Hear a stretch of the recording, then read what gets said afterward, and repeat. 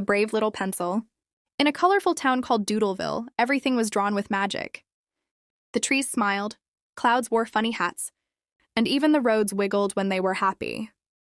Among all the magical objects lived a tiny pencil named Pico. He was much smaller than the other pencils and believed he would never be important. Every morning, the giant artist pencils proudly drew castles, dragons, and beautiful rainbows.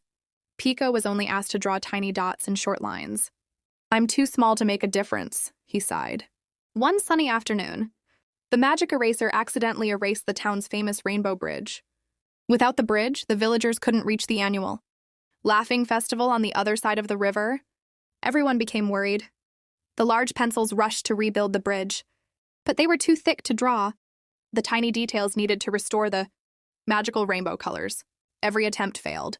The bridge remained gray and lifeless. Just then, Pico gathered his courage. "May I try?"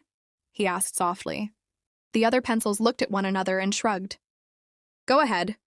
Pico carefully climbed onto the broken bridge. With his sharp little tip, he drew tiny sparkling stars, colorful swirls, and delicate rainbow lines. As soon as he finished the last stroke, the bridge began to glow. Red, orange, yellow, green, blue, and purple spread across it like dancing light.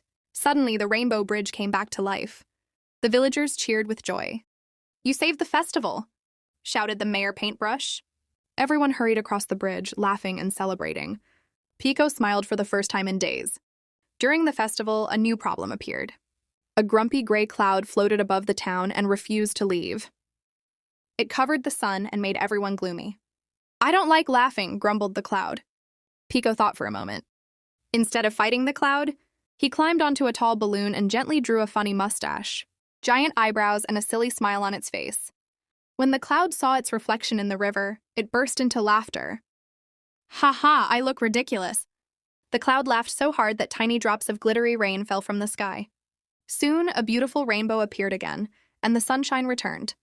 The townspeople laughed along with the cloud, and the festival became even more joyful than before. From that day on, Pico was no longer known as the smallest pencil.